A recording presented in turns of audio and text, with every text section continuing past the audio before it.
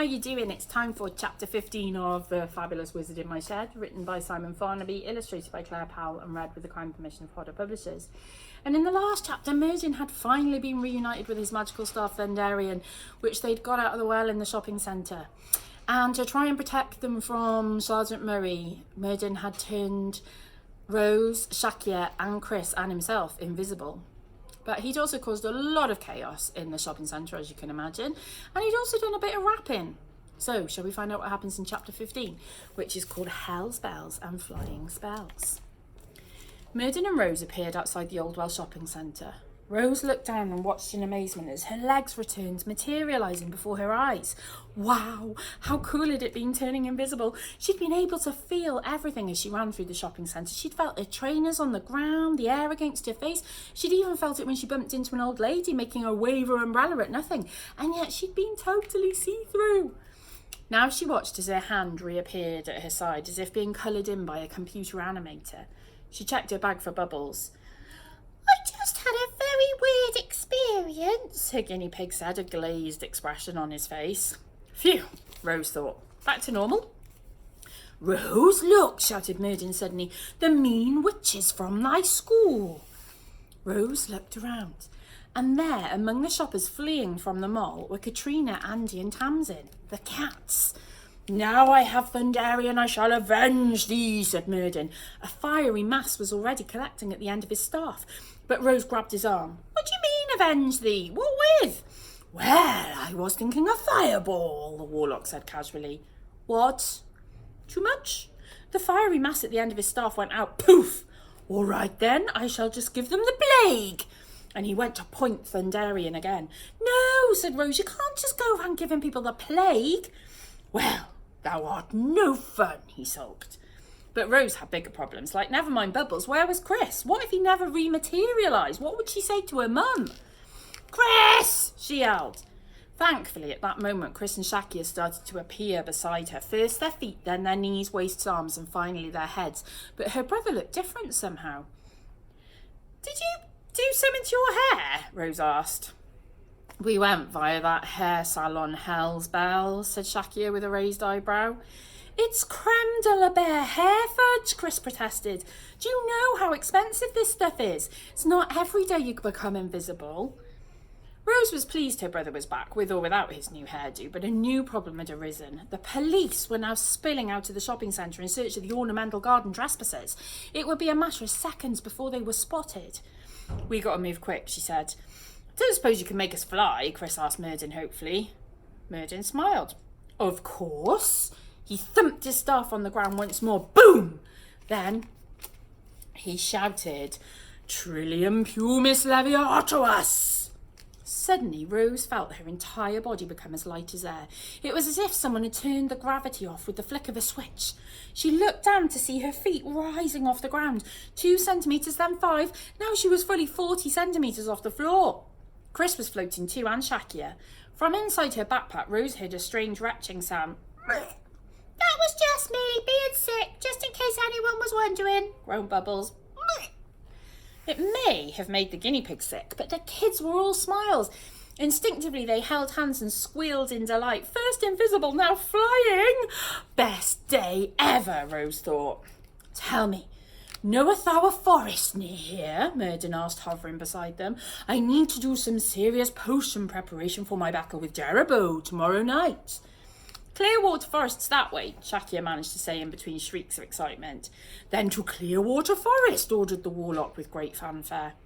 Rose braced herself, expecting to shoot off at lightning speed like they did in Harry Potter, but instead they found themselves travelling at no more than 2 miles an hour, barely faster than walking pace. Any chance we could speed it up, mate?" pleaded Chris. Merdyn looked shocked. "This is fast," he said as an old man trundled past them on a mobility scooter. "Mate, this is slow," complained Rose's brother. "It's like escaping on a tractor." "Or a steamroller," Rose chipped in. "Fine," Merdyn snapped. "Thou can do the next flying spell." Suddenly, the sound of police radios filled the air. Now that they were floating, it was easier for the cops to spot them. "Arrest them, levitating layabouts!" Sergeant Murray screamed, scarcely able to believe the words coming from his mouth. Thankfully, Shakya had an idea. "My car's over there," she said. "Put us down and I'll drive." But Merdyn was having none of it, not after his experience in Dion's Pontiac. Cars made him feel as sick as a dog. It wasn't natural to go so fast. Merdyn, please put us down. We're going to get caught any second, cried Rose. And you haven't even made me my singing spell yet. I can't imagine that any child in the history of humanity has ever begged a wizard not to fly. Can you? Even if that wizard was a warlock? But I'm spoiling the drama. Where were we? Yeah.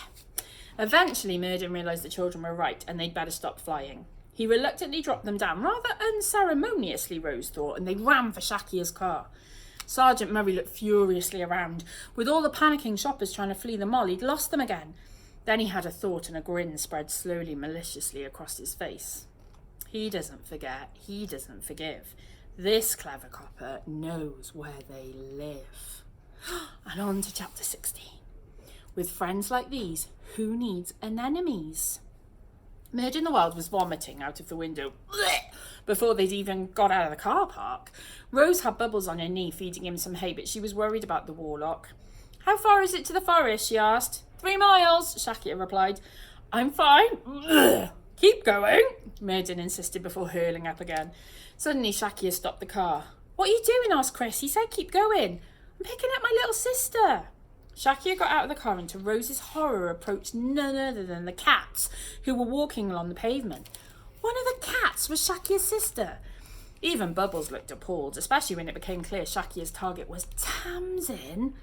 Tamsin didn't look too happy about the situation either. Shakia had to drag her back to the car, and reluctantly she squeezed in the back next to Chris and Rose. Hi, she said to Chris grumpily, and she just stared at Rose. Rose couldn't believe she was sitting next to one of her arch enemies. Out of all the cats, Tamsin always irritated Rose the most because she had curly hair and freckles too, but somehow carried them off better than Rose ever could. She could see the resemblance to Shakia now she saw them together. What have I told you about hanging out with those two? Shakia said to her little sister, looking in the rearview mirror as she drove. They're my friends, Tamsin replied sulkily.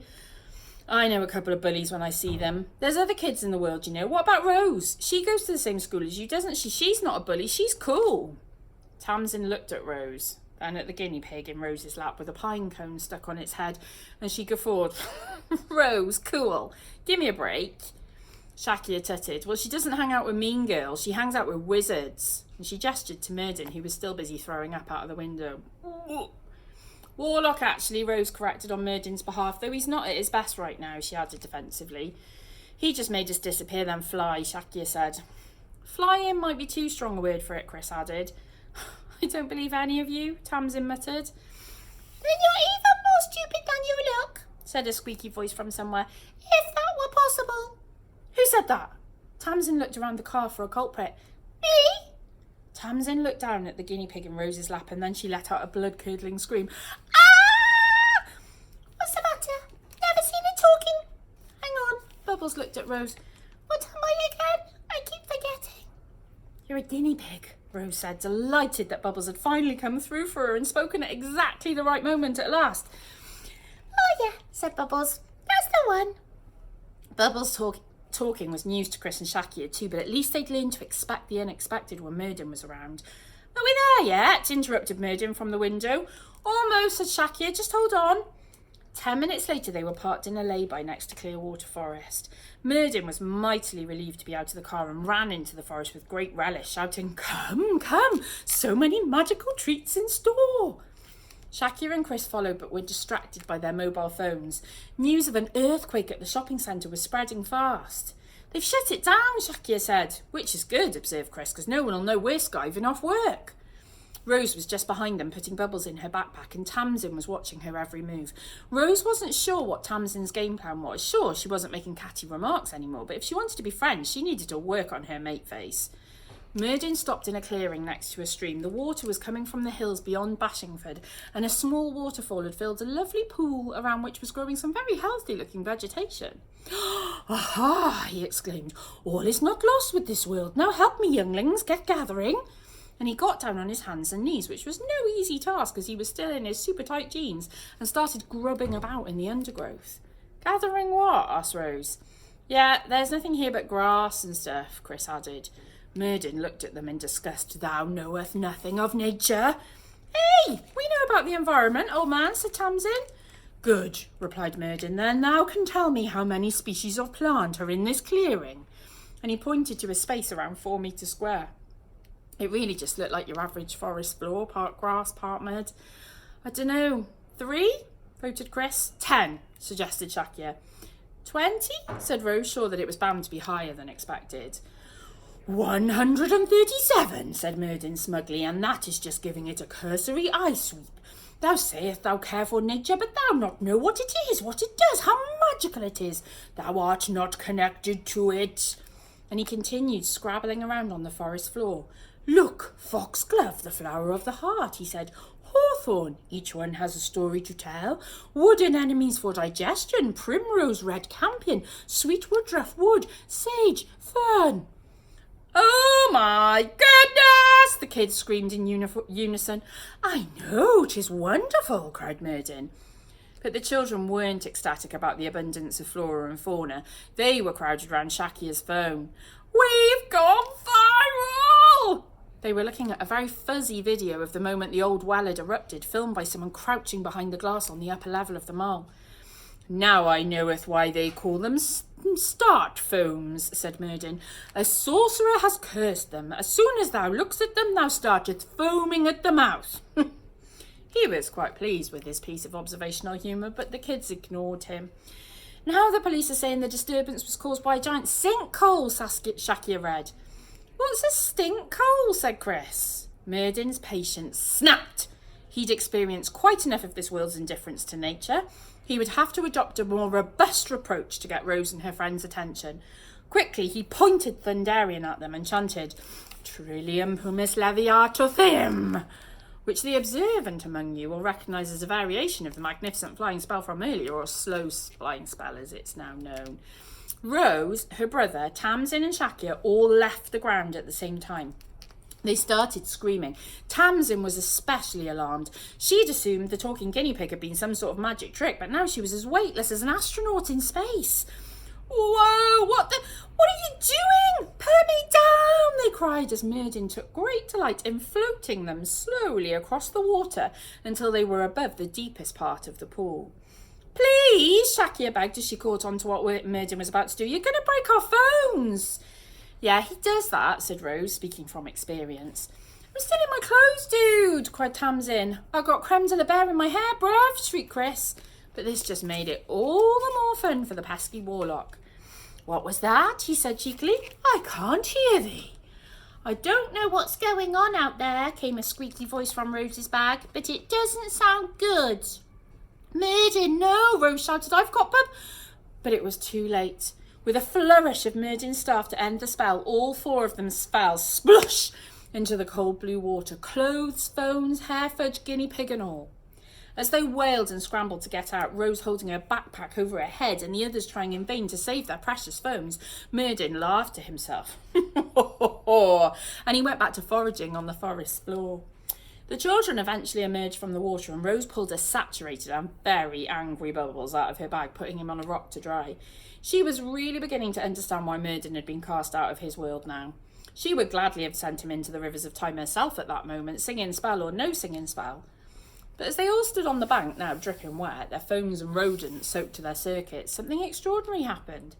It started when Rose looked at Tamsin and saw her hair all out of place, and Tamsin looked at Rose and saw that she too looked like a drowned ginger rat, and the pair of them started to giggle. Then Rose, realising she couldn't get any wetter, decided she was going back in the water. Plop! Tamsin shrugged and jumped back in too, and Shakya was next, and if she was going in, so was Chris. And the 4 of them then splashed and larked and played like they hadn't a care in the world. And we're going to leave it there. So we're halfway through chapter 16. So Merdyn is looking for things to make potions and magic spells while the children have all been dumped in the water. Join me for the second part of chapter 16 and chapter 17 next time. And have a wonderful week. Bye-bye.